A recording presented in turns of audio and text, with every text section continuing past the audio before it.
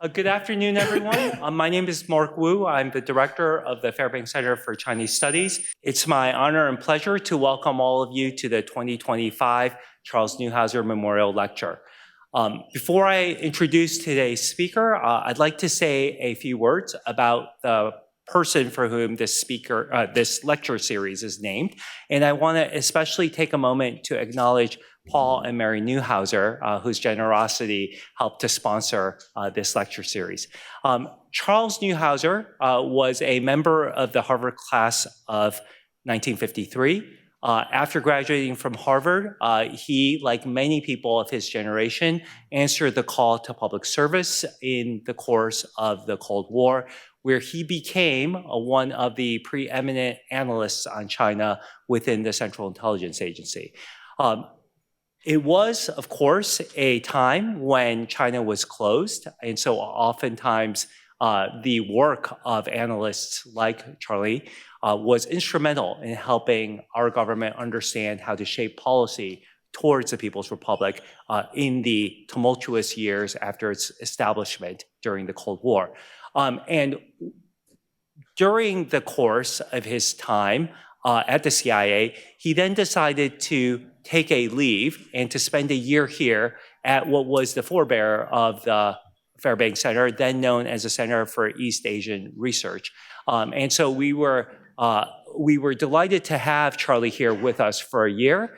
While here, he was able to bridge the learnings that he had gained in government service and in intelligence with what others here in academia, including some folks who have been the students of many of the individuals who were here and I think were able to glean at the time. And so I went through and actually dug up a research paper that Charlie Neuhauser produced here just to give you a taste of how ahead of his time he was. But while he was here, he took a seminar in the government department with Professor Benjamin Schwartz, and he produced a paper entitled China and the African Asian People's Solidarity Organization, looking at the relationship over a decade. So while before anyone was looking at China's foreign policy and how it was going to tap into its relationships in Southeast Asia, in the developing world, and Africa.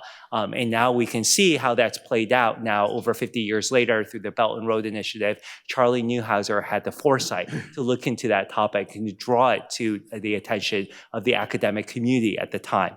Now, Charlie then went back into government service, and unfortunately, he passed away unexpectedly in 1987. But we were graced with an endowment that has allowed us to put on this lecture series since 1988. And since then, it really has become the premier event here at the Fairbank Center. So I want to thank all of you for being here with us this afternoon, especially given that this is the last day of class for so many students, so especially to students here in the audience. And I know for some of the students, your exams begin tomorrow. So I also want to thank you for being here this afternoon as well. And this lecture series, as I mentioned, was thanks to the generosity of Charlie's brother, Paul. And it has been a lecture series to draw on individuals to maintain the legacy of what Charles Neuhauser's life exemplified, which is to help bridge the world of government policymaking and academia. And so each year, we've invited a distinguished public intellectual whose ideas have been critical in building these bridges and maintaining these bridges between government policymaking and academia to deliver this distinguished lecture. And I'm delighted this year to welcome Ambassador, and as of April 1st, I'm delighted more to be able to now again once more say Professor Nicholas Burns to deliver this lecture here this year. Now, I think Ambassador or Professor Burns really needs no introduction here, especially for this community, but I'll just say a few words because first of all, we are thrilled that he is back with us at the Harvard Kennedy School, where he serves as the Goodman Family Professor of Practice of Diplomacy and International Relations. And he also was the founder and faculty chair of the Future of Diplomacy project at Harvard. Beyond this, he currently also serves as a co-chair of the Aspen Strategy Group and the Aspen Security Forum, among many other public service that he continues to perform. So I won't go into all of those, but you can see those on his biography on the website. But more importantly, I want to just highlight his distinguished career prior to academia and then having taken a break from the Harvard Kennedy School to once more answer the call for public service.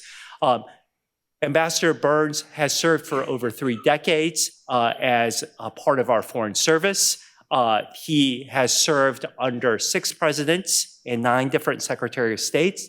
And most recently, he served as the United States ambassador to the People's Republic of China from 2001 to 2025, having been appointed by President Joe Biden.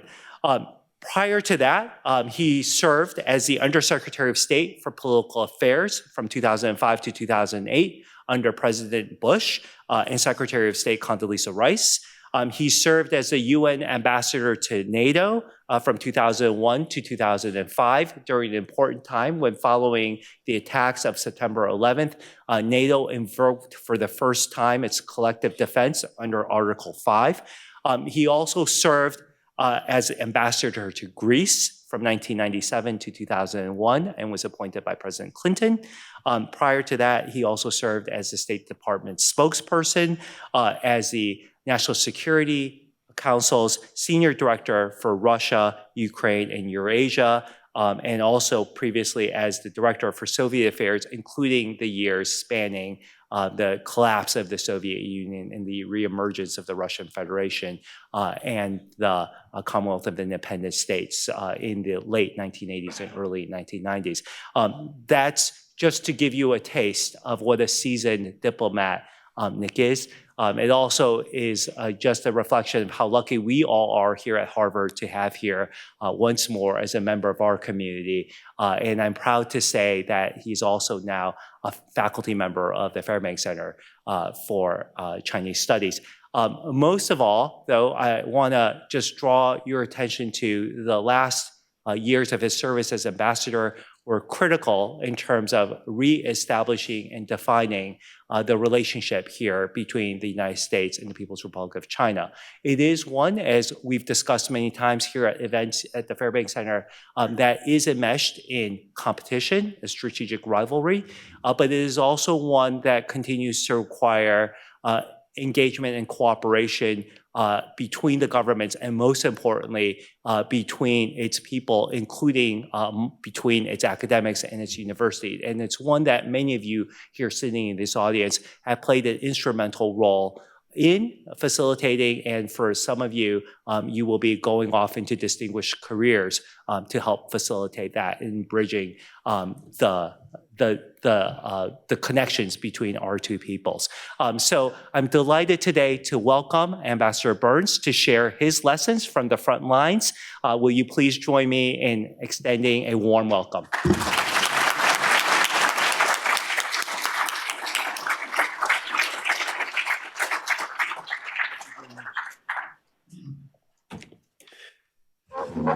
Good afternoon, everyone.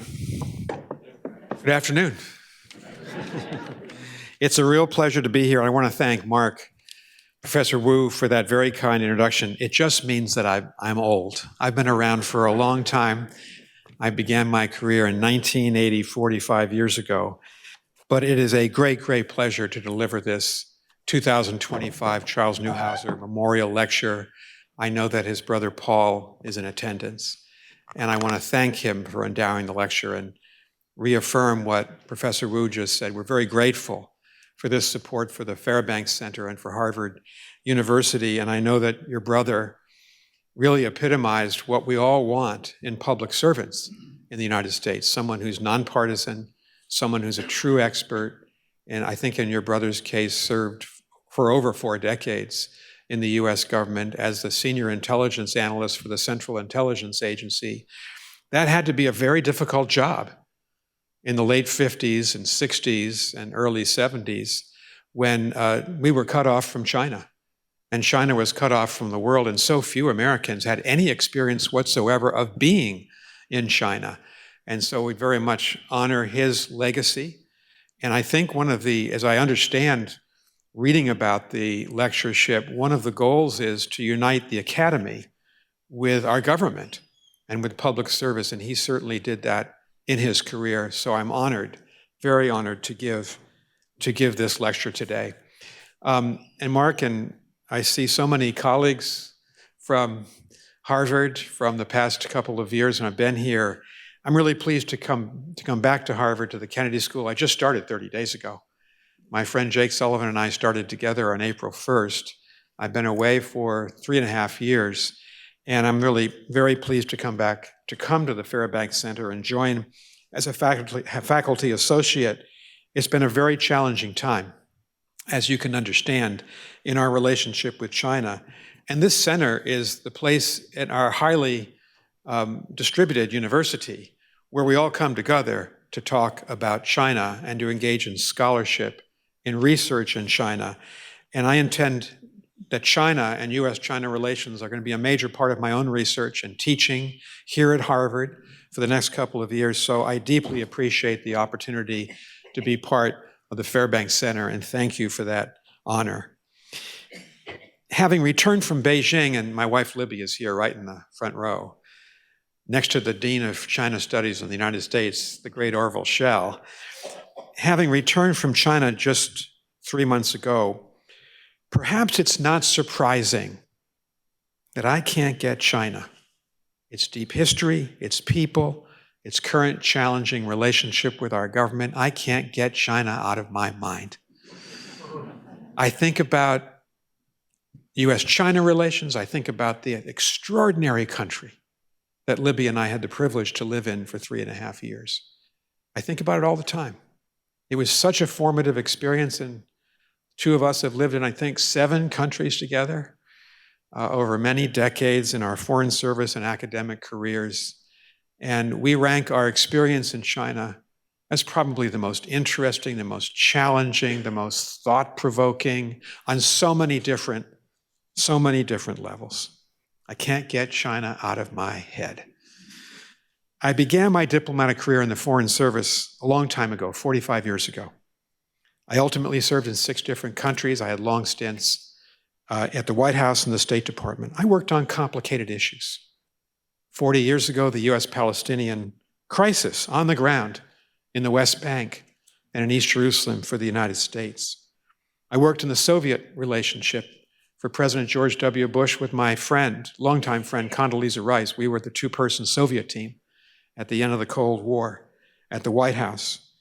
I worked in our effort to expand NATO well into Eastern Europe, and how far-sighted that was, given the avaricious behavior of Vladimir Putin today towards the countries of Central Europe. We took allies in those years. I worked on India, Iran, Afghanistan, Iraq, North Korea. I wrangled with Russian diplomats on multiple continents. I thought I'd seen just about everything in global politics until I went to China as the American ambassador to the People's Republic, and what a privilege it was to be in that country. I'd worked with the Chinese for many years. I first traveled there a long time ago, in July 1988, with our great Secretary of State, George Shultz. I went back the next year with President George H.W. Bush on his inaugural visit to China as president in February 1989, where I had the chance at least to shake the hand as a very young diplomat of Deng Xiaoping. I returned frequently as State Department spokesperson for Warren Christopher and Madeleine Albright. I was with Secretary Albright at the handover in Hong Kong on June 30th of 1997, and I later went there as Undersecretary of State when we had multiple crises with North Korea. At a time when we were working with China to sanction Iran, working with China to limit the aggressiveness of North Korea, that was a very different time in the US-China relationship. I would even say one of partnership between Beijing and Washington. I'd never lived in China before until Libby and I moved to the American ambassador's residence in Beijing. The basic mission of any ambassador from any country in the world hasn't changed really since ambassadors were sent forth first probably in the ancient world from one empire to the next. The first responsibility is quite straightforward: to represent the perspectives and the policies of one's government or the host government, and to be the primary point of communication between the governments on the ground, and to reflect and translate back to the Home Office, in my case, the White House, the State Department, the Treasury and Defense Departments, the attitudes of the Chinese government. So it was a challenging time over the last 3.5 years to be that primary advocate for the United States, given the often disputatious relationship that the two governments would have. And that's not a criticism, that's just a fact.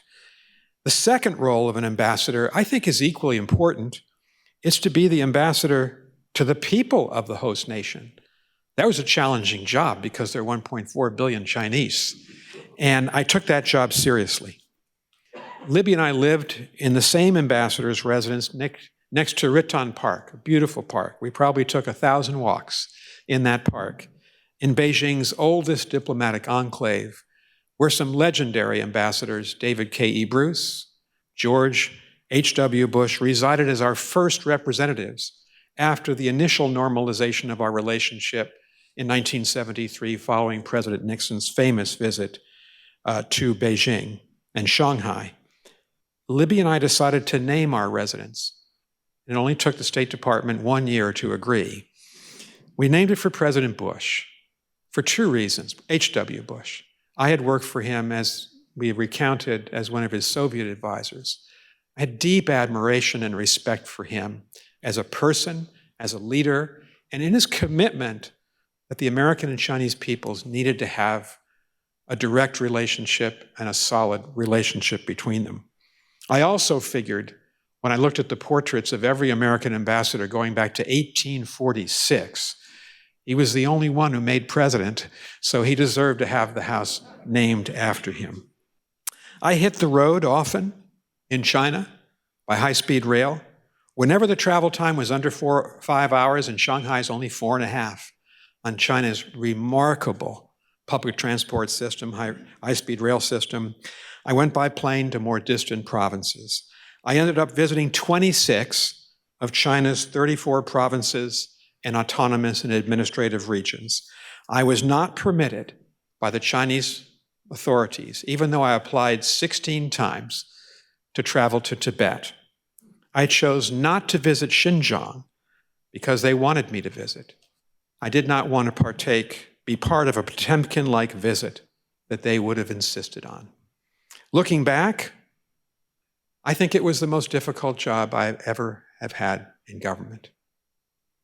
And yet at the same time, maybe it was the most worthwhile job that I ever had in government. More than a few people have asked me recently, what did you accomplish, Ambassador Burns, during your time in Beijing? I give the same answer each time I'm asked that question. Government is a team sport. I cannot claim credit for anything that the United States may or may not have accomplished over the last 4 years. But we can. The we, of course, is the team. In my case, headed by President Biden, whom I deeply respect and had the honor to serve. It included the cabinet officers with whom I worked very closely, my friend, longtime friend, Secretary Tony Blinken, two women I now deeply admire, both forces of nature, Secretary of the Treasury Janet Yellen, on trade and tariff and economic issues with the Chinese leadership, Secretary of Commerce, Gina Raimondo, she took center stage because she was both our chief export promotion officer and our chief sanctions enforcer. In the hundreds, and that's not an exaggeration, of sanctions that we in the Biden administration placed on the government and companies in Beijing. Of course, I worked very closely with another close friend, Jake Sullivan. He was National Security Advisor, and we just started together 30 days ago, and we're both honored to be back at Harvard. And the we includes, most especially for me, the men and women of the United States mission to China, in our embassy in Beijing, in our consulates in Shenyang, Wuhan, Guangzhou, and Shanghai. It was a privilege to lead them. They're from 48 US government agencies. This is one of the largest American embassies that we have in the world. All of them are career officers from the US Foreign Service and Civil Service and from the United States military. Their professional vocation is to serve our country, often under difficult and even dangerous circumstances. I could not have accomplished a single thing in China without that team. They were resourceful and they were dedicated. I wanted especially to mention them today, my great team, because our career services and the agencies of the executive branch are under assault from an extraordinary, cynical, misguided, and damaging effort to take a sledgehammer to the executive branch and to tear down major parts of it. Nothing close to this has ever happened before in the history of the United States, going back 240 years. And it's being led by people who seem to take delight in laying off thousands of dedicated public servants in a single week. They do not seem to understand the necessity of the United States having a strong, experienced, capable, and nonpartisan federal workforce. The need to defend our country and the need to advance its interest by people who have experience, deeply rooted experience, and in this case, an embassy filled with people who understand China. I hope and expect that future American leaders with a much greater sense of the value of public servants will work to recreate many of the institutions, the U.S. Agency for International Development, Voice of America, Radio Free Asia, to name just a few, that have been so cavalierly decimated in recent months and damaging to America's global presence and America's global influence and power. You can imagine that the Chinese government is taking advantage of this situation, that as we withdraw, they fill in all around the world on every continent. So I wanted to say that on behalf of my colleagues on my great team in China today. My purpose in this lecture is not to proclaim, as I said before, what I accomplished, but to give you a sense of what I saw and what Libby and I observed, what we learned, what we've taken away as my lessons from the unique experience of being on point for our country. When I returned home to Cambridge here in January, The Economist magazine asked me to write a brief article on the lessons that I learned. I thought about that for several weeks, and so I thought I'd offer 4 of them, important lessons for me at least, based on my experience in China. The first lesson I learned every day on the job in Beijing will not be surprising to anybody in this room. China is now, and will continue to be well into the next decade, our strongest and potentially our most dangerous global competitor. We are in many ways structural rivals. We're the 2 leading economies, the 2 strongest militaries, the 2 countries with the greatest global reach, and the 2 with completely opposite views on human rights and on human freedom. In my experience, that competition for power and influence is being waged across 4 broad fronts. The US and China are, I would say, bitter rivals for military power in the vast Indo-Pacific, stretching from the Arabian Sea in the west, the subcontinent, the Western Pacific, the great economies of North and Southeast Asia, and of course the Pacific Islands.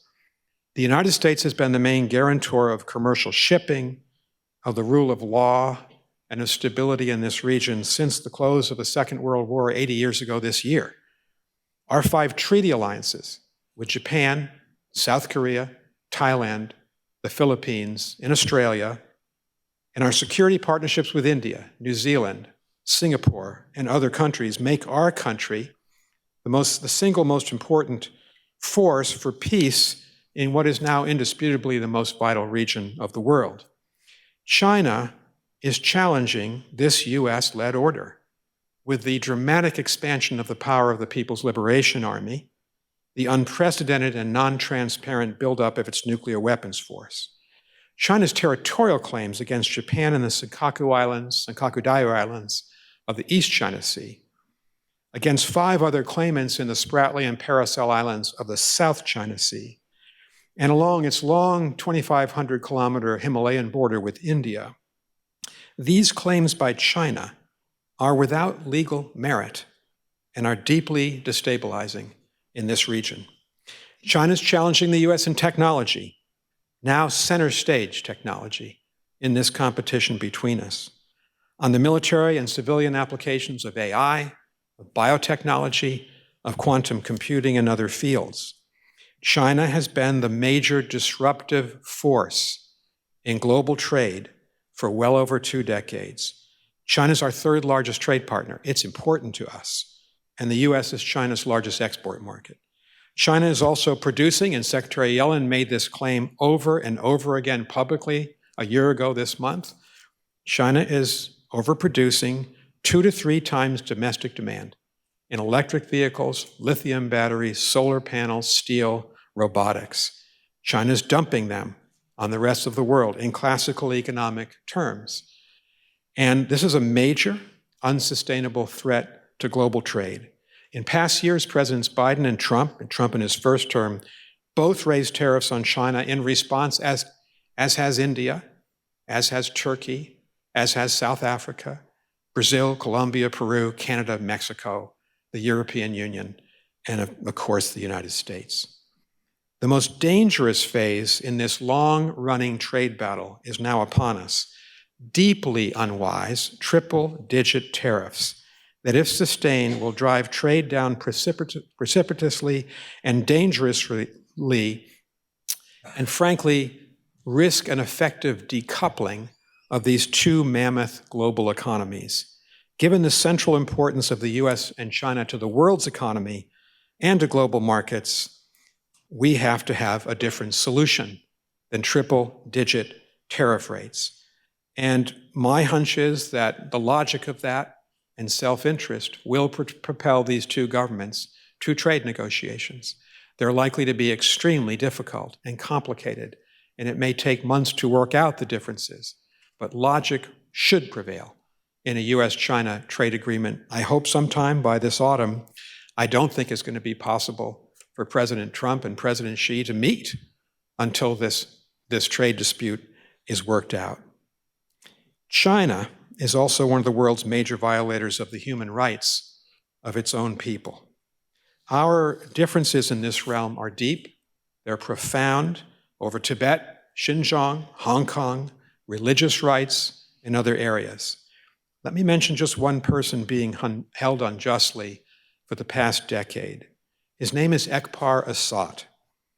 He's a young Uyghur entrepreneur imprisoned wrongly on trumped-up charges with no lawyer to defend him, and he's been held for 9 long years by the Chinese authorities. His sister, Rayhan, is part of our community. She may be here today. There she is. And I thank you, Rayhan, for being here today. She's a graduate of Harvard Law School.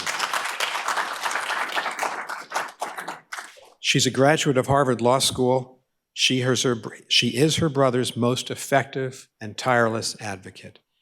We hope and pray for Ekbar's early release, but that's too conventional to say. We have demanded his release. He's been unjustly imprisoned, and he's just one person among thousands, tens of thousands of Chinese citizens held unjustly by their own government. This competitive relationship over military and technology power, over trade and human rights, dominated our relationship during my ambassadorship. Both countries aspire to be number 1 in the Indo-Pacific and around the world. I learned this fundamental lesson every day I served in China. Competition is the defining and overwhelming element in our relationship. I spend far more time on this issue, as I think my successors will in the years to come.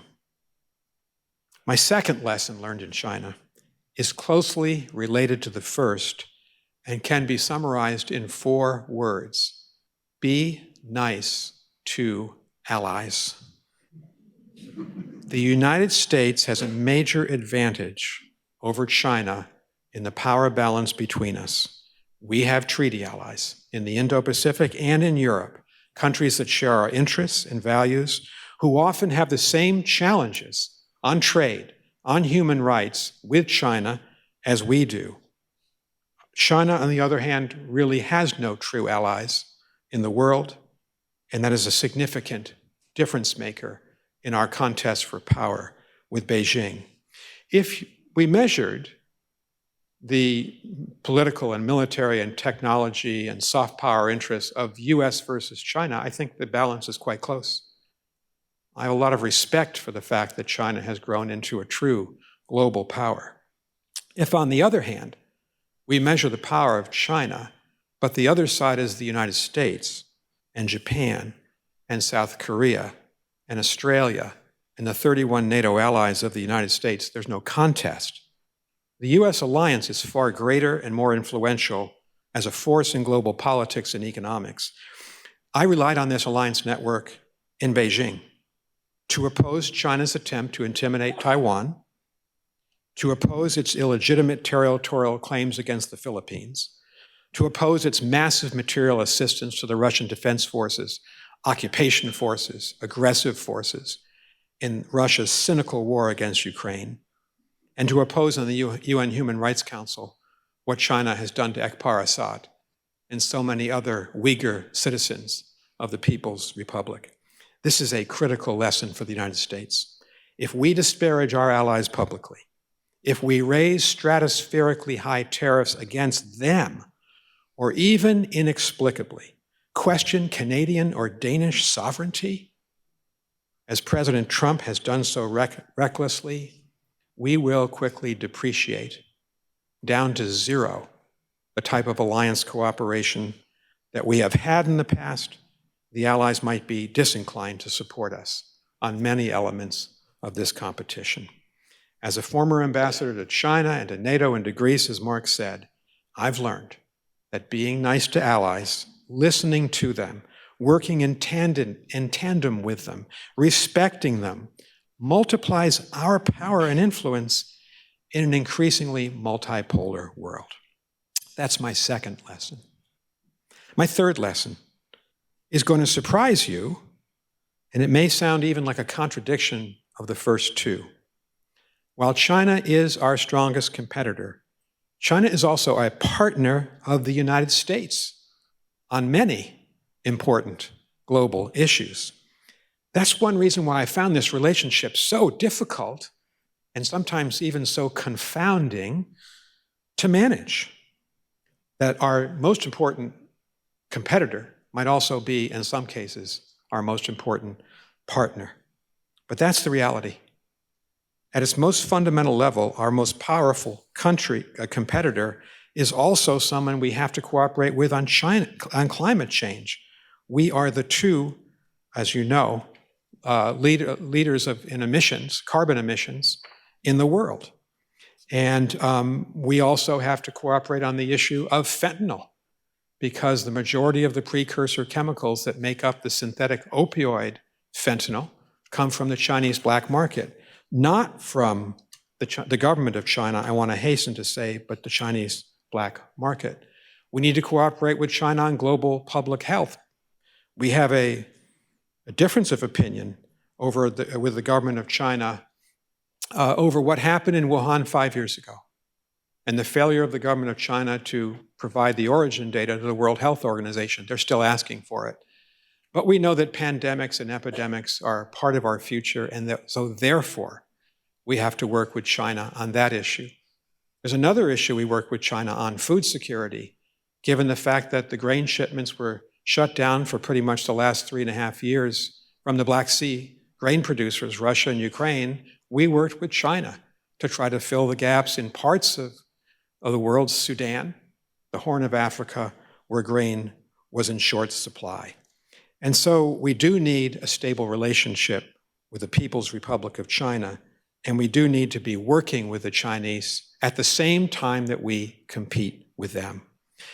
And in my mind, as I said before, the two halves of this relationship, competition and cooperation, are not really equal. In fact, when I came back and returned to Harvard, I calculated just in my mind and thinking over the last couple of years, I probably spent about 80% of my time on the competitive front and about 20% in cooperation with the government in Beijing. And frankly, that seems to be the right ratio. After all, we're competing on existential issues. for the United States? Who's going to be powerful militarily and influential politically, competing on the sanctity of borders and the rule of law, competing on the vital issues of human rights, and the ultimate challenge of preventing a war and continuing a peace between the United States and China, which I think is an imperative. So that is how I looked at the issue of cooperation with China. There is something else about cooperation that's fundamental. It's not just how the two governments work together, it's how the people of the two countries stay connected. And I think, frankly, it's also an imperative for the United States to keep our societies connected at a time when lots of people want to pull the two societies apart. Two-way tourism. There were 5.5 million Chinese and Americans who visited each other's country in 2019 before the pandemic. That number shrank to about 100,000 by 2022. It's a $30 billion business, Chinese tourism alone in the United States.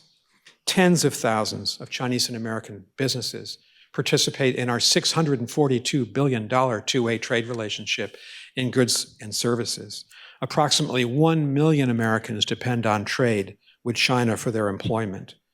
This Harvard audience will appreciate the role that students and academic exchanges play in this relationship.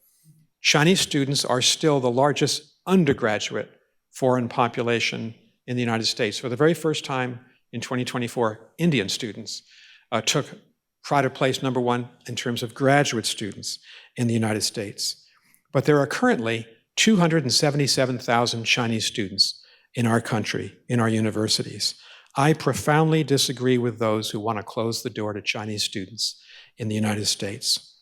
The millions of Chinese students who have come to our country since China's opening in the late 1970s, they have a real understanding of our culture, of our society, including the democratic rights that are at the heart of our nation. Many of them stay.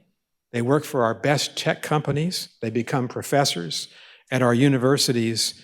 They're software engineers, they're scientists across the United States. Some ultimately become American citizens in our immigrant-based society.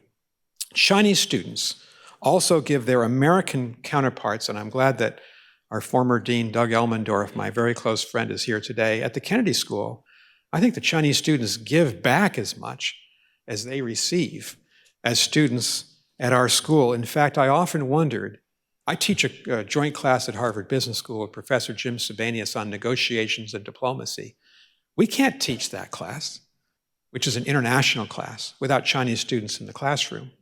I teach at the Kennedy School a course on great powers, which the two stars are China and the United States. I've thought many times, how could I teach this class without, in a class of 60 students, 9 or 10 of them as Chinese? Because how would the other students understand the global balance of power without Chinese students among us? I thus favor, very strongly, a continued open door for Chinese students in our universities, including, of course, here at Harvard. We have a greater problem. The problem is not Chinese students coming to the US. In fact, we gave out 104,000 student visas in 2023 and about 100,000 student visas in 2024 at my embassy and consulates. We've seen increased visa demand on the part of Chinese students. Now, I should caveat that, at least until January 20th of 2025. I realize, and this is the elephant in the room, that we're in a completely different environment.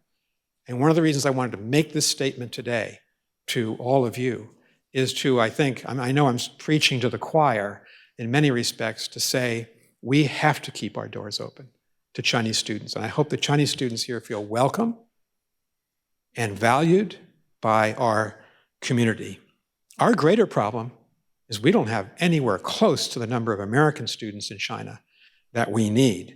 As recently as a decade ago, 2015, President Obama's time in office, we had 15,000 American students in China.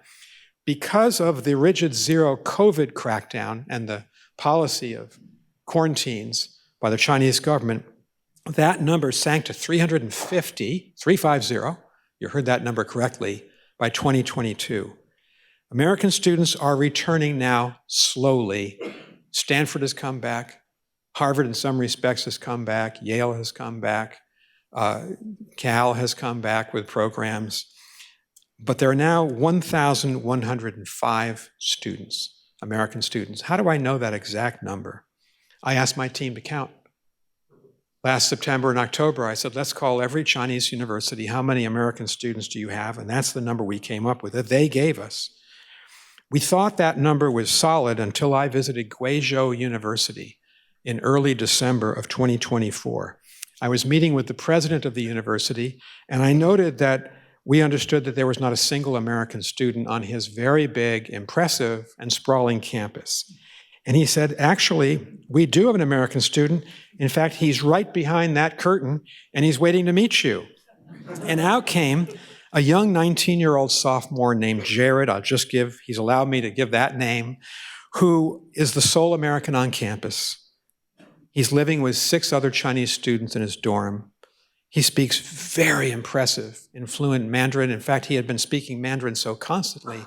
When he engaged me, it was a cross between Mandarin and English, and I kept saying, Jared, my Mandarin is in no way at your level. Let's speak in our language.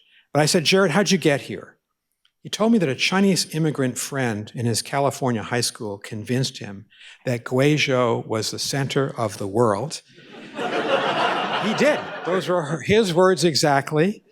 And he is the son of 2 Cal PhDs, Orville, Berkeley PhDs. And he's had a lifelong interest in his family in China. And his ambition was to spend 4 years as an undergrad in China. He's doing it. And we need more Americans like Jared. And I said, Jared, thank you for being a pioneer. It's not easy to be the only American on a campus of 40,000 students. But he loves China, and he admires Chinese culture, and he understands it deeply. And boy, do we need Americans who understand China. I think these bridges, education's a bridge, business is a bridge, tourism is a bridge. They're very important to keep us grounded in this relationship, psychologically. We don't want to see a separation of the peoples of the 2 countries. And I say this because, as someone who cares a lot about government-to-government relations, I think that if we had a relationship like the old Cold War, when there were no Americans in China from 1949 to 1973, or our Cold War with the Soviet Union, no university linkages, that has an effect, and it's negative, on the overall balance of how Americans and the other country think about this relationship. And so it's important to Harvard, it's important to other universities that more young Americans learn Chinese Mandarin. My mission team was filled with American diplomats who all speak Mandarin fluently. In fact, we insist upon that. If they don't have the right language, we send them to language school for 2 full years, full time, in Washington or Taipei or Shanghai and Beijing, and say, you can't even serve until you learn this language. They gave an exception to me. I am a very humble and struggling student, by the way. In my late 60s, that's my excuse, of the beautiful Mandarin languages. But here's the point.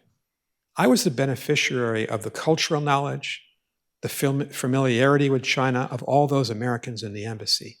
If we only have 1,105 American students in China in 2025, what's going to happen to my successors 10, 15, 20 years from now? There won't be Americans in the pipeline to be professors at Harvard, much less analysts at the CIA or employees of my embassy, diplomats for the United States. That's a national security concern in our ability to understand that great country. So education, I think, Mark, is the strongest bridge we have. Music is a bridge, particularly classical music. I don't have to tell Chinese people this. I was so impressed because I love classical music. I think 40 million Chinese who play piano. And you just see it as we went to the National Performing Arts Center in Beijing, or went to the Great Hall in Shanghai, or went to Tianjin Juilliard, a remarkable Chinese-American joint venture, just to see the power of music. When Libby and I went to Tianjin Juilliard after Speaker Pelosi's visit, we were in the doldrums. We couldn't even talk to each other. They played the student orchestra, and this was Chinese, American, Korean, Japanese, Australian, young university students. They played the last movement of Stravinsky's Firebird Suite. And I actually had a real emotional reaction when I saw the Americans and Chinese playing in the violin section together. Because frankly, until that time, this is my first year, I hadn't seen Chinese and Americans working together because we were working across purposes. So the Philadelphia Orchestra came, the New York Philharmonic came, the great Wynton Marsalis and the Lincoln Center Jazz Orchestra came, and they provided a bridge to Chinese people. Sports is a big bridge. I had the tremendous honor to have dinner and several conversations with the great Yao Ming. He's a really impressive guy, not just because he's 7 feet 6 inches tall. You should see the photos when we stood together. But he's a deeply learned person who loves China, of course, his country, but has a deep appreciation for our country, who does business here. And so he's a big bridge. And because I'm a Celtics fan, I grew up here, I never grew tired of seeing Jason Tatum shirts in Choyang Park or Riton Park, young guys, the millions of Chinese who watch CCTV 5 television and watch the NBA. So sports is a bridge. I actually convinced Tony Blinken to attend a Shanghai Sharks game with me about a year ago this week. And frankly, it was a great experience to be there with all those Chinese fans who were celebrating American players on the court with Chinese players on the same team. I did wage one lonely battle in which I must confess I did not emerge victorious. You may know that literally millions of Chinese men and women sport on the streets of China's cities and towns New York Yankees hats. It's nothing short of a major cultural and stylistic phenomenon. I'm convinced that nearly all of the Chinese making this fashion mistake have no idea that they're thus supporting the evil baseball empire here in our country. In my careful study of this important cultural trend, I believe LA Dodger hats rank number 2 to the Yankees on Chinese streets. That's okay for us Red Sox fans because we love Mookie Betts, whom we never should have traded. He's now a Dodger. My response was to wear my Red Sox hat in public whenever possible, on visits to the Great Wall, on the Bund in Shanghai, on the streets of Xiamen, one of my favorite Chinese cities, in Chengdu, and even when I was interviewed on 60 Minutes by Leslie Stahl. Alas, I cannot claim much growth in the numbers of Red Sox Nation China, but I'm not going to give up, and I'm going to bring my battered Red Sox hat back to China when I go there next. Let me add, if you don't understand baseball, and I apologize for the cultural reference, we are virtuous in Red Sox Nation, and that team in New York is the evil empire. I didn't want anyone to think I was calling China the evil empire. I'm not. It's the Yankees. Because I know I'm on the record, and we at least have Bloomberg here today. Let me add one last point to my discussion of this very important third lesson that I learned, that we have to engage and cooperate with the people of China. We launched in good faith over the last several years hundreds of public diplomacy efforts, frankly, just to try to describe American society. So they were seminars on women's history and women's rights, and on literature or on sports, seemingly innocuous subjects that could bring two countries together. Unfortunately, the Chinese government's response illuminated for me its basic lack of confidence and its fear of full connections between our two societies. And this contradicts the summit meetings, and I was at all three summits between President Xi and President Biden, when both presidents said to each other, and we said publicly, we need to increase the engagement between our peoples. One way that they did that, the Chinese government, was to mount an Olympian-sized censorship effort to squash the free exchange of information between us. This was predictable. It's been going on a long time. It's well known that the Chinese government doesn't want the Chinese people to know the facts of their history or even the facts of American history. when Secretary Tony Blinken gave the only speech in our administration on U.S.-China relations, a vast army of China's ever-vigilant censors took it off Weibo and WeChat in about 2 hours. We played a cat and mouse game. We put it back on with a different title down in 20 minutes. It was censored again. This happened nearly every day of my tenure. My team, my public diplomacy team, would report to me, that was censored, this was censored, this was taken off Weibo. I called it the battle of ideas. Our fight to describe our history, American history, our culture, our politics, our values, accurately to the Chinese population. Our struggle to resist the gross mischaracterization of our country by the huge propaganda network on CCTV, CGTN, and the Chinese Foreign Ministry. Our determination to talk about Tiananmen, what happened in June 1989. Our determination to talk about human rights violations of the type that I referred to before. I want to mention one additional part of that battle that deserves also some public insight. As we executed this policy, we planned 100 events in China in 2024. And in time after time, the Chinese powerful security agencies did everything they could do to intimidate Chinese citizens from attending these programs. In one case, they even shut off the electricity in a concert hall where a Native American rock band was going to play that evening. I made my objections clear to the Chinese Foreign Ministry. I reminded them that their own leadership had said they supported people-to-people connections. I presented a list of 98 separate occasions in 2024 when the security services, the MSS, interfered and intimidated Chinese from attending our programs. I gave this to a very senior official of the Chinese Foreign Ministry. He came back to me about a month later and said, "We've studied your list carefully, and we've determined that you are wrong in every single instance." And then he said, "None of this ever happened." Now, I did not expect an enthusiastic response to my list, but it was frankly revealing and also somewhat chilling that a great power is so fearful of contacts between American and Chinese citizens, and that in classic Orwellian terms, it denied what we both knew to be true. All of it happened.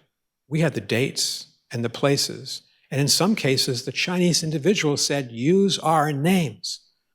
I was denied. Several people were told if they participated in our cultural diplomacy programs, they'd be kicked out of their Chinese universities or denied their scholarships to go to American universities like Harvard. And it was following that particular conversation, really dispiriting conversation, in the summer of 2024, when I reflected on the vast gulf between our two political cultures and governments. We can't even agree on basic facts, much less try then to narrow the gap between us. I found that engaging China cooperatively was worth the effort, but boy, their government did not make it easy. My final lesson is simple. Despite the difficult, challenging differences that separate us, the United States and China have to find a way to live in peace. There is no other choice in a world where both of us possess vast numbers of nuclear weapons, cyber capacities, capacities in space, and increasingly when we're vying for supremacy in the uncharted waters of the effect and impact that AI is going to have on our society and global society. I'm also realistic about the future course of US-China relations. I went to China with slightly hawkish views. I came back more hawkish.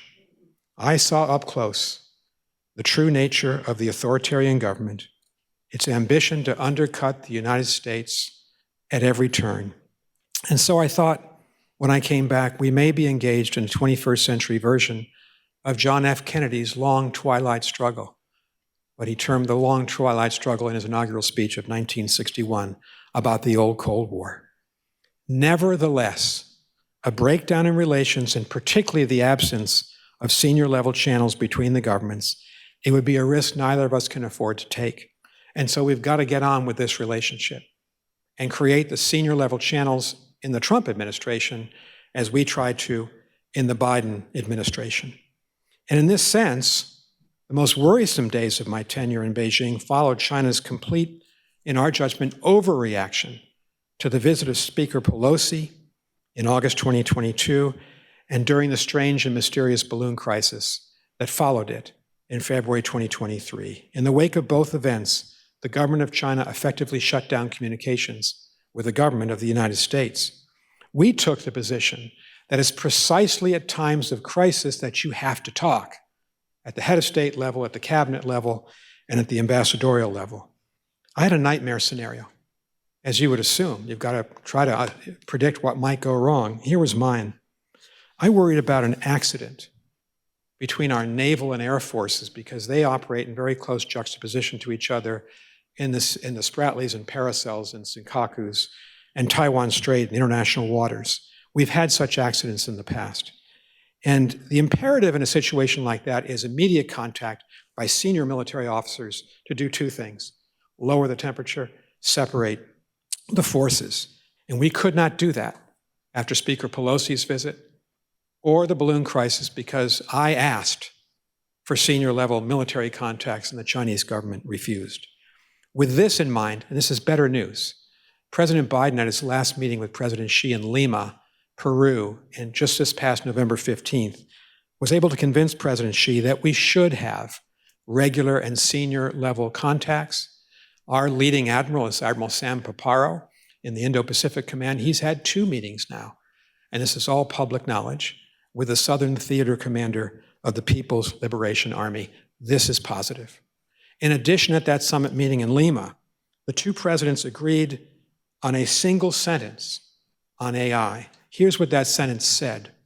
The 2 leaders affirmed the need to maintain human control over the decision to use nuclear weapons. It took us months to negotiate that one sentence, but it's a powerful sentence about both governments taking ownership over the strategic calculation of maintaining human agency, maintaining individuals with conscience and perspective, not AI machines, on the use of nuclear weapons. That was a necessary start, that Lima meeting, in those 2 respects, to the type of cooperation that I hope will persist between President Trump and his cabinet and the Chinese leadership. I want to mention just briefly 2 other areas where there was good news in the relationship at the end of my tenure, because we were able, after the balloon crisis and Speaker Pelosi's visit, to create better working channels. We had 4 American citizens who had been arrested unjustly, tried unjustly on trumped-up charges, one held for 17 years, one for 12 years, one for 8 years, one for 4 years. I visited 3 of them 3 times each in their Chinese prisons, and these were bleak, dispiriting, and forbidding prisons in which they lived, in which they were held. We were able to secure their release just after the Lima summit. They were transferred to U.S. custody at Beijing Airport, and I had the huge honor to embrace them, to give them their passport, to tell them that they were free from their unjust imprisonment, and to put them on a plane. This is just before Thanksgiving. They could return. In one case, David Lin, a person I got to know very well, to his family in California. He was 17 years and never left Beijing prison number 2. That was a great day for those 4 people and for us, and for this prospect that actually we can work some problems out between the United States and China.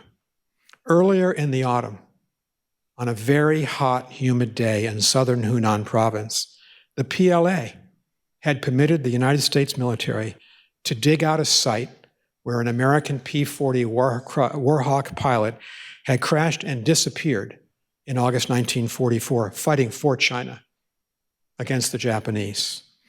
The United States has 678 sites in China where we have missing from the Second World War, the Korean conflict, the Cold War, and Vietnam.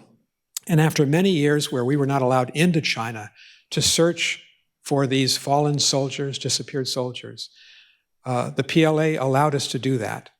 And now the military is back. And I went down and spent a day with the Americans and the Chinese digging out a site. And they'll have to determine if what they found there was indeed the officer. That's not my business today, because that's ahead of us. But I felt so proud that the POW MIA accounting agency from Pearl Harbor in Honolulu has this sacred mission. They don't leave anybody behind.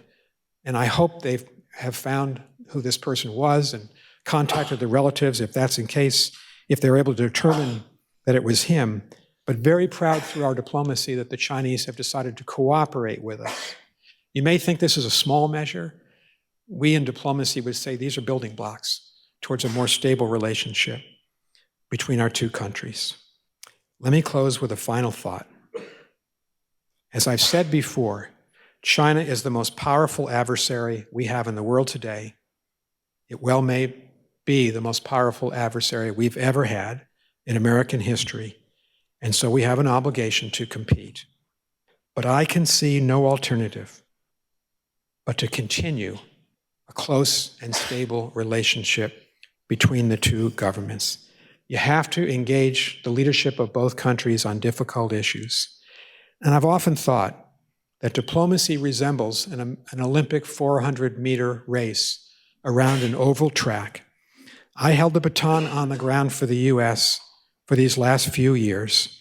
If he's confirmed by the Senate this week or next, I will now hand that baton figuratively to former Senator David Perdue, who is President Trump's nominee to succeed me. I respect Senator Perdue. I've gotten to know him. I've told him that I will support him in whatever way I can in China, because we need him and we need President Trump to be successful in this extraordinarily complicated relationship that I've tried to describe today. Ultimately, we have no alternative but to share the world, share the earth, and live in peace together. No other objective is worthy of our abiding commitment to stability in the world. That's our big challenge in a very, very complicated relationship in both countries, in the domestic politics, but also in the competition between us. We have to find a way to move forward together in the global arena in the future. So thank you for listening to me. And please fire away, all of you who want to ask questions, and please disagree, because that's our tradition at this university, and we learn from each other in doing so. And thank you, Paul, to the Neuhauser family for what you have done to provide this forum today and in past years. Thank you so much.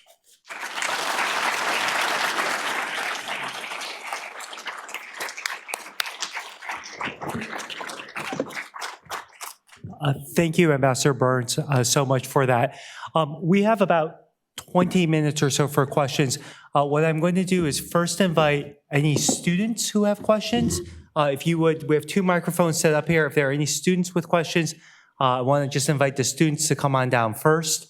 And then once we've seen all the students who have questions who have queued up, then I'll invite others to get in line. So students, please don't be shy.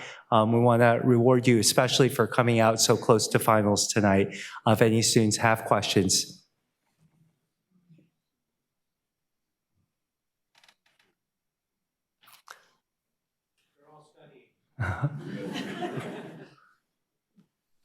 Thank you, Ambassador and Ming-Kun. I'm a student from Boston University, and my question is about what were the best and the worst actions or decisions that U.S. took against China during your ambassadorment in China? Can you just repeat what the kind of actions you were asking me? What were the best and the worst decision and action? Yeah, thank you so much, and thank you for that question. We're not accustomed in diplomacy to talking about our defeats. So that's why I'm only 3 months removed, so I'm not inclined to apologize yet for anything that I may or may not have done in China. But that's a serious question. It's a really good question. Thank you for asking it. You know, it was a difficult time. I would just select the issue of technology. We're just peering into the future and the development of quantum, biotech, AI, just to name those 3. And there's a commercial rivalry between our 2 countries, which is fair and normal. Is it DeepSeek or ChatGPT, which is going to be any other day or week the leader in AI technology? But we also know that these technologies will be militarized. And that's where we decided in October 2022 that we would prohibit the export of advanced semiconductors for AI purposes by American companies into China. Why? Some people say, well, you're doing it because you're just trying to promote American companies. No, actually, the companies that suffered were the American companies who could no longer export their products to China. We did it for one reason. You remember Lenin, and sometimes I have to remind my students, not John, but Vladimir Ilyich Ulyanov, that Lenin. He said back in 1921 or 22, the capitalists will sell us the rope from which we hang them. That was actually the theory of the case. That because of the civil-military fusion in China, which means that any Chinese intellectual, academic, or business leader who has IP or a product that might be used by the PLA or the Chinese intelligence services, well, they have to turn it over to the Chinese government. That is not the case in the United States. So we didn't want a situation where the export of advanced military technology in that field could be used by the PLA to outcompete the United States Navy and Air Force in the Pacific. We felt we had every right to take that action. Now, here's what was interesting.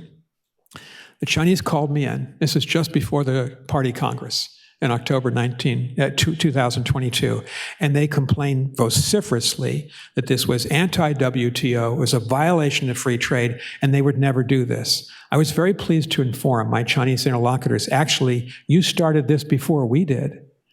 Because when China in 2015 put together their China 2025 Made in China initiative, they began to limit the export of sensitive Chinese technologies to the United States. So both of us are doing that, and I did take some pleasure in reminding the Chinese government of this fact when they castigated me for this decision. So I would say I'm going to answer your question, there's been a lot of controversy about this. A lot of critics of the Biden administration have said it wasn't worth it, it hurt the American companies. We didn't have any illusion that somehow this would shut down forevermore an ability of a Chinese company like DeepSeek to develop, on the AI platform. We thought it would give the American companies and the United States a lead, and we sure wanted to delay the PLA badly needed technology for as long as we possibly could. I think it was the right decision by President Biden. We then upgraded that because there are loopholes that emerged in 2023 and 2024, and just recently, President Trump issued an executive order that further strengthened the original Biden decision. It's interesting that there sometimes is more in common between administrations, particularly on foreign policy, than either administration would like to admit. I think we've had a high degree of symmetry in this between the Trump and Biden administrations. Very good question. Thank you. Thank you. So we will open up for anyone else who wants to join for questions. Please, again, there's 2 microphones here. Please feel free to queue. If anyone, for accessibility reasons, needs us to bring a microphone over to you, please just raise your hand and we're happy to do so as well. Thank you, Ambassador Burns. It's very nice to see you again. And Pleasure. yes, my name is Edward, and I study at the Fletcher School of Law and Diplomacy. And it's also very happy that I met some of the distinguished experts whom, when I was a young student at Washington, D.C., learning about U.S. and China relations. At that time, you were the ambassador. And the reason I choose to move to Boston is because I want to avoid the climates between the U.S., between the Beijing and the Washington D.C. the high tensions.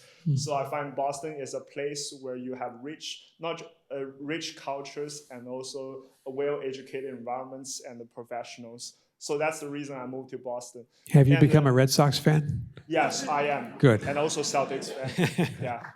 And my question is about also given your experiences serving as your distinguished careers serving in the 6 other countries in the world, what would be some of the wisdoms that you feel like you can bring into forging a better U.S.-China relations, especially because I strongly believe that on this beautiful planet, there's not just the United States and China, two countries compete, but there are also many other wisdom and exciting civilizations that can make this world a better place. So what would be your advice for all of us here across by applying your international expertise? Thank you so much. Yeah. It's a very good question. You know, as I kind of inferred at the beginning, most of my career, with the exception of the Israeli-Palestinian dispute, was working with allied countries, usually against Russia. Yes. And so that's relatively more straightforward. It's a question of uniting the allies, which sometimes was problematic, but most of the time successful. Being the American ambassador in China, or my friend and colleague Xia Feng, the Chinese ambassador to the United States, is entirely different because there is so much competition and friction in the relationship. So I don't know if I brought any wisdom to that, but I certainly brought the view, as I said in my remarks, that we have to acknowledge that there's competition. You have to put it up front and say it's there. That's the best way to be able to manage it peacefully, which we have to do. And then you have to try to work, and it sounds and seems contradictory. I would go into the foreign ministry in the morning and we'd argue about Taiwan. I'd come back in the afternoon and we'd say, what can we do on climate change together at the next Conference of Parties meeting? We had John Kerry and John Podesta, both friends of mine, working hand in glove with Xie Zhenhua, the great Chinese climate negotiator of the last 40 to 50 years. So I was intrigued by that depending on the time of day, we were either at each other's throats or we were working together. But you know, we always tried to avoid, we never shouted. We tried never to be rude to each other. We tried to be professional and civil and straightforward and clear so that the other side, whether it was China talking to me or me to China, could fully understand what we were saying. I don't know if that's wisdom. That's just, I think, common sense. And I was always conscious of the fact that China is a great, great civilization with a 5,000-year history. And the Chinese are rightly proud of their country. One of the things that Libby and I think, profited personally the most was just meeting the Chinese people and traveling across an extraordinary country. I could tell you about our trip to Gansu province. We saw 2,000 kilometers west of Beijing, the end of the Ming Wall, the beginning of the Han Wall, the rammed earth wall, which is still there in the Gobi Desert, Dunhuang. That may have been our favorite trip. I think we agree on that. But we loved all of our visits. And I do think the human quality is important. I commend Ambassador Xia. I know him very well. He's traveling in the U.S. He's going to basketball games. He's going to the Farm Belt, which he should. And actually, he came last year for the to China Harvard conference. Yes. Yeah. So I don't know if this is wisdom, but diplomats, hopefully we resolve some problems, not just create them or exacerbate them. And that's how I saw my job in China, to be, in essence, that kind of stabilizer. Thank you so much for your question.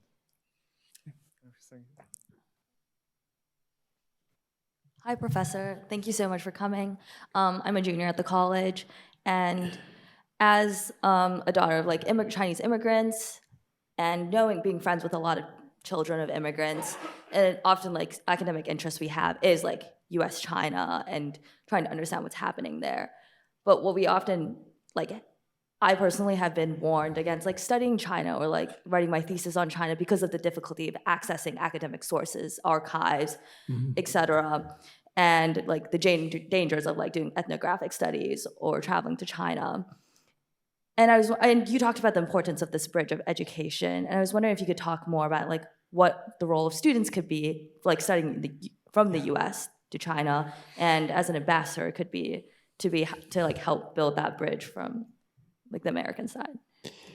Well, thank you so much. And we met with two groups of students today. Mark and I met with some of the students, undergraduates and graduate students from Harvard who are affiliated with the Fairbank Center, and then Professor Rana Mitter, who's a good friend, someone I deeply admire at the Kennedy School. He and I talked to our Belfer students interested in China. And what came up was your question.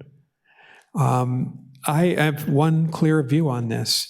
The two governments are going to argue and contest power And I was a big part of that.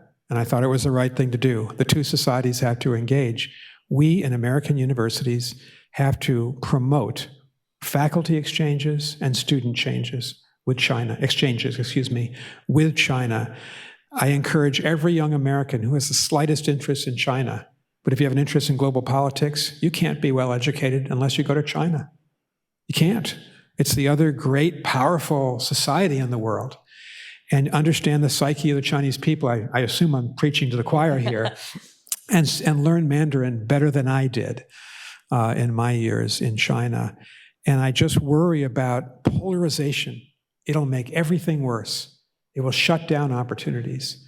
But if we have Americans and Chinese who know each other, that's at least a group of people who will argue for a rational future between them. So we should bring Fulbright back. We talked about this morning, Mark. We should bring Fulbright back to all of our universities to engage with China. And I hope that Chinese Americans, and I serve with many Chinese Americans at our mission in China, we're so fortunate to have American citizens whose parents made them take Chinese and who spoke to them in Chinese when they were young kids in the United States. Some of them feel, frankly, that there are double standards. And I think if you've gone through a security clearance and you've taken the oath of office, a Chinese American is a bit of an American as an Irish American. That's who I am. And we should not judge Chinese Americans and encourage them not to go to China, which I think has been the case in some instances. So if that's what you're suggesting, if that's what you're asking about, I think we really need to reinforce the need for communication and exchange.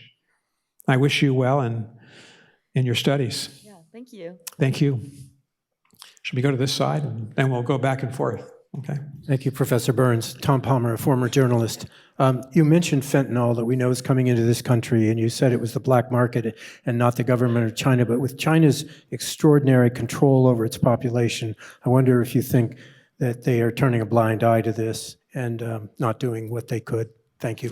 It's a really good question. It's a fair question. So the facts are that the majority of precursor chemicals that make up the drug cartels use in Mexico and Central America come from the black market in China. They don't come from a decision of the Chinese government. But you are right about one aspect of it. Before we made our breakthrough, which was Senator Chuck Schumer, led a congressional delegation, our only congressional delegation in my time there, believe it or not, of 3 Republicans and Democrats when they met with President Xi Jinping. And then the next month, President Biden sealed the deal in San Francisco that China would cooperate with us. Before then, when I would go into the Ministry of Public Order or the Foreign Ministry and say, you've got to do something to curtail the flow of precursors, chemicals, they would say, too big a country, too many companies, we couldn't possibly do that. And I would always say, you've got a lot of authority in this country. You can do whatever you want. So I take what you're saying.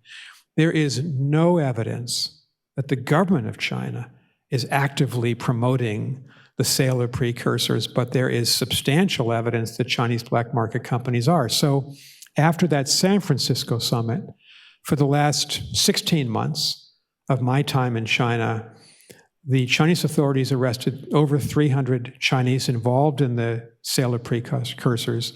They shut down hundreds of online dark platforms, and they began to work with the Drug Enforcement Agency. It wasn't enough, but it was a good start. And so when President Trump and his team came in and started to sanction China, I thought, give them a chance, ask for more. Ask for greater cooperation, because if you sanction them, they may be inclined to shut down all cooperation, and then we're back at square one. So I would just urge the Trump administration. I understand their concerns. I've got the same concerns. Fentanyl's a leading cause of death in our society.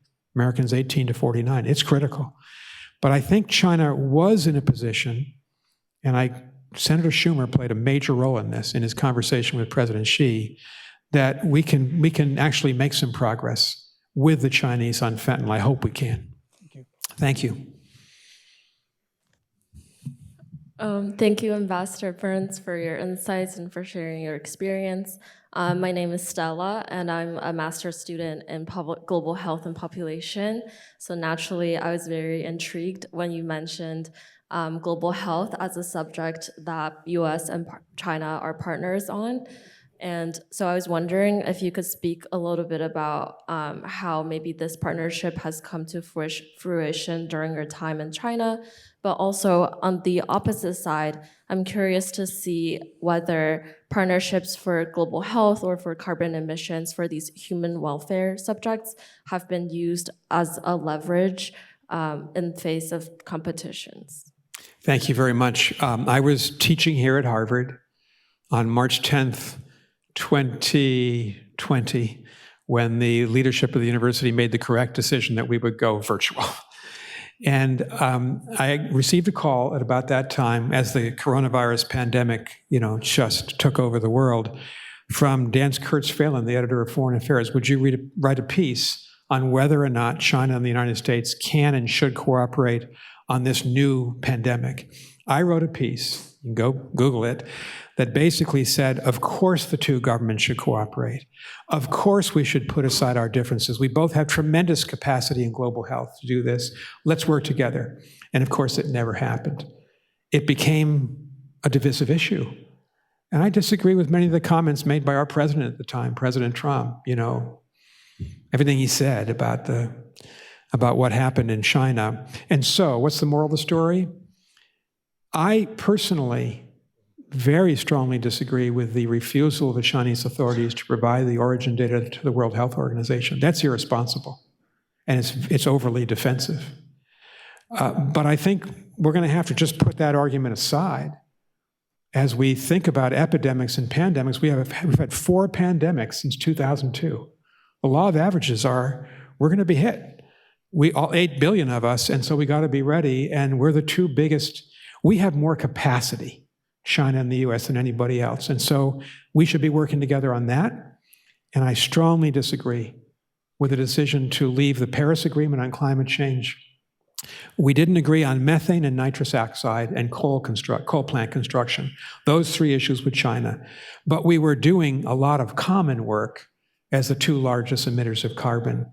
So I hope at some point the pendulum will swing back, whenever that will be, it's hard to know, where we can actually work with China together on vaccine programs as well in the global south, where both of us also have capacity. Thank you. Thank you. Yes, sir. Hi, Ambassador Burns. You've worked across multiple administrations, Democrat, Republican. I'm curious to know what it's like to be a career diplomat and work in the Foreign Service in more recent times as American politics have become, let's say, unstable. You talked about what the current administration is doing to some of these programs, especially when it comes to Chinese politics, which are completely stable. What is the interaction like for diplomats who are working under a more unstable political regime with Chinese diplomats who are working under such stability? Thank you for your question. Would you mind identifying yourself? Hi, I'm Will. I'm a sophomore at the college. Thanks. Will, thanks. Good question. I think you probably know how I'm going to answer it. I'd say this. I was an intern in the Carter administration at the Department of Commerce and the Department of State in West Africa. So I served in every administration from Carter to Biden. With the exception of President Trump, I did not serve. I was here at Harvard in his administration. It was a given by every Republican and Democratic president that the officer corps of the military, that the officer corps, of which I was a member, of the Foreign Service and the Civil Service were nonpartisan. We are nonpartisan by constitutional oath when we're sworn into office, and we're nonpartisan by law. The Hatch Act of 1952 prohibits us from being political in any meaningful way, and we always took it seriously. I never told people in my career whether I was a Democrat or a Republican. I didn't want to do that, and I never asked anybody. And every administration would come in, and they would never question the loyalty to the country of a military or foreign service officer. We're now in very different times when a number of my most senior career colleagues who I said goodbye to on January 20th were summarily dismissed from the Foreign Service without even an interview or discussion. Scores of people just told, you're out after 35 or 40 years of service. This is not smart. We're not taking advantage of the experience on Russian affairs, on African affairs that our diplomats have. And frankly, it is objectionable for this to happen. So I'm just one voice on the outside trying to defend my brethren inside, people serving faithfully. And when I left China at my last staff meeting, I said to my team, and I knew they would do this, I said, give President Trump 100% support, because that's your obligation. That's the oath you took. And I never doubted that they would. And I'm sure they all are. And yet to see so many people cavalierly fired, it's an own goal, as the British would say in the real football. You know, we're just weakening ourselves by doing this. And I think the pendulum will swing back. We got this question this morning, Mark and I, from some of our undergraduate students. If you're thinking about a career in the US public service, just keep going. I mean, study hard, go to grad school, get a relevant job. The pendulum's going to swing back. Future presidents and secretaries of state are going to embrace somebody who wants to commit to a career in the military or the civilian side of the government. So thank you for your good question. Hi, Ambassador Burns. It's an honor. My name is Luke Atkins Barnett. I'm studying government here at Harvard, and I'm from Dallas, a fellow person who likewise tolerates the Dodgers because of Mookie Betts, and also Clayton Kershaw, who went to my high school. Is that right? Okay. But go Scots, Highland Park. But anyway, that being said, I was curious in terms of, streamlining this new prospective team, with Senator Perdue, or I should say former Senator David Perdue, what it was like becoming more acquainted with him in the last few months and how he earned your respect and what advice you have for him. When he was nominated by President Trump, I was actually at Guizhou University meeting that young 19-year-old named Jared. And one of my team traveling with me said, look, you've got your successor named. Then I knew we'd be leaving before January 20th. But I thought, David Perdue. So what's his biography? Mainly a business person in his life. He's in his mid-70s now. He lived in Hong Kong. He lived at multiple years, and he lived in Singapore. He's visited China more than 25 times. When he was a senator from Georgia, 2014 to 20, he was on armed services and foreign relations, two highly relevant committees. I thought he has all the experience in the world to be a successful ambassador, and so I actually tweeted out, congratulations, I'd never met him, and I'm going to support you, because that's what we do in the government. He has to succeed, and I want President Trump to succeed. Of course I do, in the relationship with China. And he sent me an email right away, within an hour, and said, let's talk. And I'm hopeful the Senate's going to confirm him. As a former member, I hope it's going to be a big vote to show the Chinese that he has credibility in Washington. He's close to President Trump. That's a good thing, because President Trump is hands-on. President Trump is really involved in strategy and tactics. That's a good thing. That impresses me about President Trump. I've said some critical things. Let me say something positive. So I hope he gets out there as soon as he can, because, the Chinese want to deal with an ambassadorial figure who has connections to the White House. And they should, frankly. It's a big relationship. And when he gets there, I'm hopeful he'll be able to, be influential to move the relationship forward. So I wish him all the best. Thank you.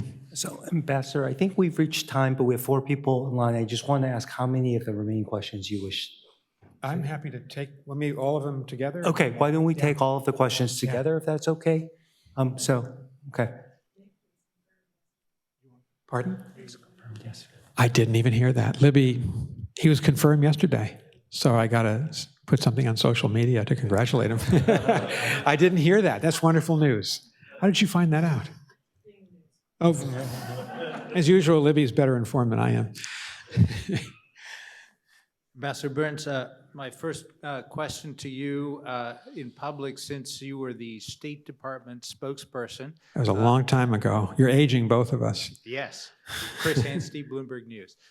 Ambassador, I'm interested in whether you see an arc of sophistication on China's part in terms of diplomacy in the geoeconomic sphere.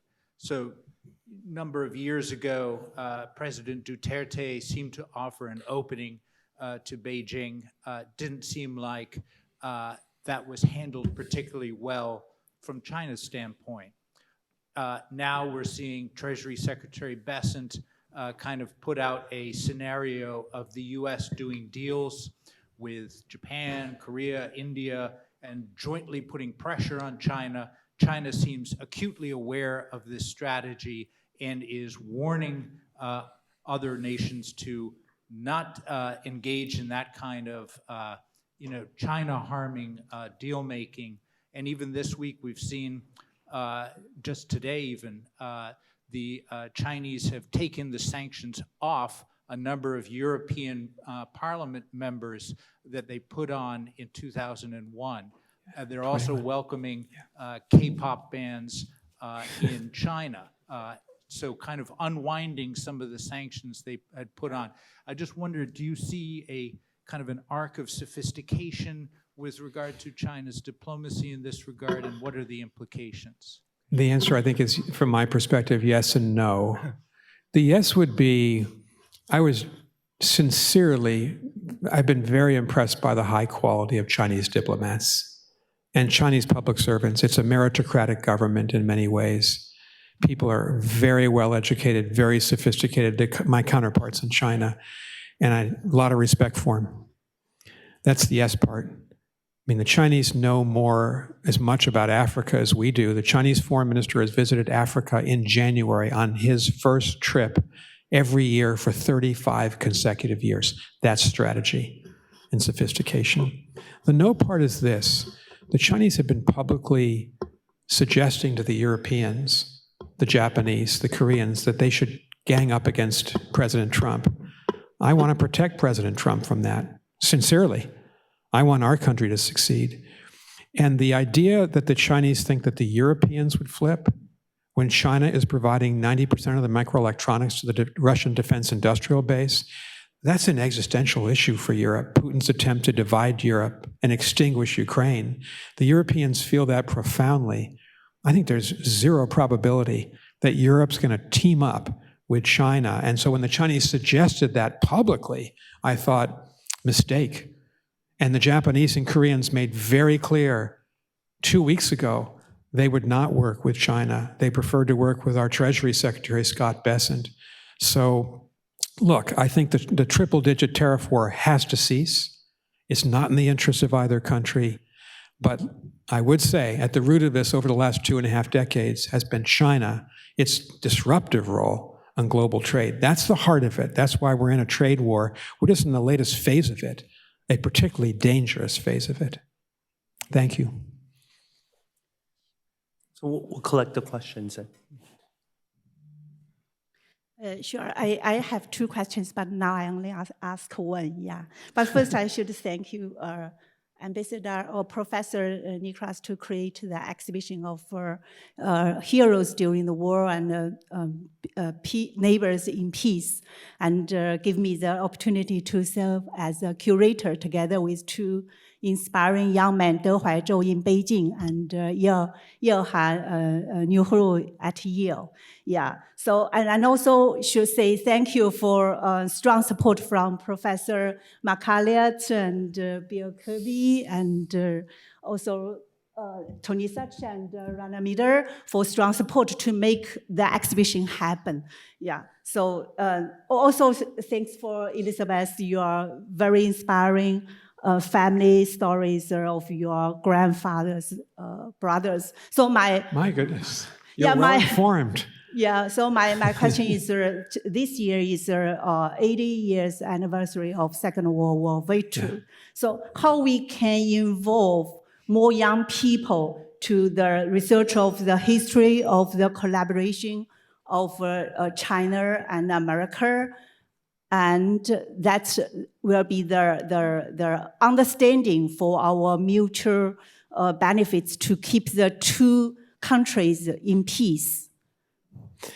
Thank you for that. And, I think you're right that I listed sports and music and education as bridges, but World War II is still a bridge, and Libby and I found that out. We went to more Flying Tiger memorials, and it was always a wonderful thing to do. It really does resonate with the Chinese people. When we went down to southern Hunan province to help see our military with the PLA, digging out a site where we hope to recover the remains of the American pilot, I went up to the village hall at the end of the day and was greeted by the village council, and they could not have been more supportive of remembering the wartime alliance between the US and China. What the questioner is referring to is Libby's great uncle was part of the Hump operation. He flew from July 1943 to January 1945, those dangerous missions from Assam in India into Kunming to supply the Chinese forces and to supply the American forces in Western China. And so that had great resonance. Libby actually made a video talking about her grandfather and her great uncle who both served in the war. And I found that is of sincere interest of the Chinese people. And so we tried very hard to commemorate that cooperation. And you're right, this is the 80th anniversary. I began talking to the Chinese government about it 7 or 8 months ago. And we are planning many different ceremonies of the two governments. Now, I will say one thing. What I said to my Chinese colleagues was, we will commemorate gladly our World War II alliance, but we Americans will not engage in gratuitous criticism of Japan, given the fact that it's 80 years later and Japan's our ally, which seems normal. And I think many Chinese agree with that, but not all. And so that might temper the ability of our two governments to work together in some respect. But I'm so glad you mentioned this. And if you go to that incredible memorial in Kunming, we lost 1,600 Americans in Western China from crashes from the aircraft that came over the Himalayas. And many, many Chinese died in those operations because they were jointly done. So what a great tribute to the fact that we can work together, Americans and Chinese. Thank you, Professor Burns. My name is Yiping. I graduated from business school and now work in healthcare industry. Thank you for your speech today. My question is, reflecting on your 3.5 years living in China, how has that experience influenced you personally, kind of beyond your role as an ambassador? Was there any specific moment or interaction that kind of shifted your perspective? What a great question to almost end on. Well, you're going to get the last word.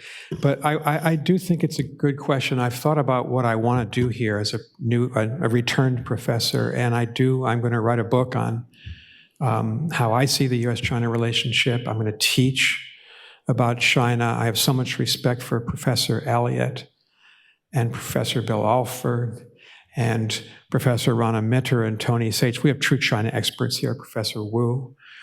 And I'm just glad to join them. Here's how I'd frame it for you. The most important factor in the history, the future of the world, big statement, for the next 40 or 50 years will be whether China and the United States can compete fairly and effectively with each other without violence, avoiding a war, and that we can reserve some time to work together. Tom Friedman wrote a very searching article a couple of weeks ago, and he's a good friend, saying AI is going to change everything, and the United States and China cannot operate from both, cannot fight across barricades. We have to work together. That single sentence that President Biden and President Xi agreed to, we worked very hard on it, I think is a first step that our two governments have to be transparent with each other. And I think your question is critical for everybody in this room. Can we learn to compete, because we're going to compete, but effectively manage it, simmer it, and learn to find ways to work together? I think at this point, we can't really expect more than that, but that's pretty good. And I feel for the rest of my life, and I know that a lot of people feel the same way. Look at everybody in the Fairbank Center. Look at Orville Schell, who's given his whole life to this. It's a critical undertaking. Americans need to understand China, visit China, study Mandarin, Chinese students need to stay at Harvard and all the other American universities. That sums up my belief. Great question. Thank you. Thank you.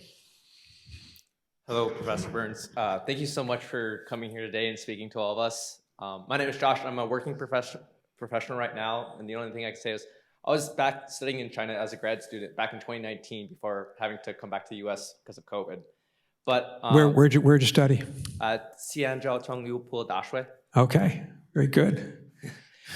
My question to you is, where do you see, and I guess it's kind of already been answered a little bit partially, is where do you see U.S. and China business relationships going forward in the next 5 years, given the current craziness in the government relationships? So I think this is another critical question that's going to be decided the next couple of years by both governments, and particularly by the U.S. Congress. Are we going to continue a major trade and investment relationship in goods and services or not? Or will we slowly decouple, I don't know how you do this in a stable way, the millions of intersections between our two economies? I'm all for shutting down trade in national security technologies, and you know who else is for it? The government of China, because they've done the same thing. But I support a continuation of a full trade and investment relationship outside that small yard high fence, as Jake Sullivan described it 3 years ago, because if we stop trading and we just repair to our respective camps, we're going to divide the global economy into two camps. And we have insufficient integration right now with all the protectionism and the tariff wars. So I think it'd be highly destabilizing. You would see an immediate hit on the Chinese and American economies, our GDP growth rates, if we just over 2 or 3 years drove a $642 billion relationship down to zero. At tariff levels of 145 and 125, we will get there quickly. Just think about it. I talked to a shipping person the other night. He said he's watching which ships are leaving Los Angeles or arriving in LA and which ships are leaving the great Chinese ports in eastern China. He said it's dramatically reduced. I read it in the Wall Street Journal this morning. We're going to see the effect quickly in this country in higher prices and scarce goods. We're so dependent on each other. So I'm an advocate for being smart. Don't sell advanced semiconductors that the PLA can use. But how about healthcare products? How about agriculture? China's the largest market for American farmers, ranchers, and our seafood industry. $41 billion in my first year. It's now down to about 28. It's going to go down further. Soybeans, $14 billion 2 years ago. Largest market for all those soybean farmers in the Midwest part of our country. A good deal because China is not food self-sufficient, has to import. I think we've got to keep the economies together for the same reason to keep people together. Because some of us are old enough to have lived in the old Cold War. First 10 years of my career was the last 10 years of the old Cold War. If you separate two societies, as we separated the Soviet Union and the United States, you get Dr. Strangelove movies, and you get psychoses about each other, and fear takes over, and it contributes to mistakes made in the relationship. Keep our societies connected as the two governments work out an extraordinarily difficult relationship. That would be that's kind of the summary of my speech, my Neuhauser lecture. I think that's a perfect note to end on. Thank you for sharing your insights with us today. Thank you for your service.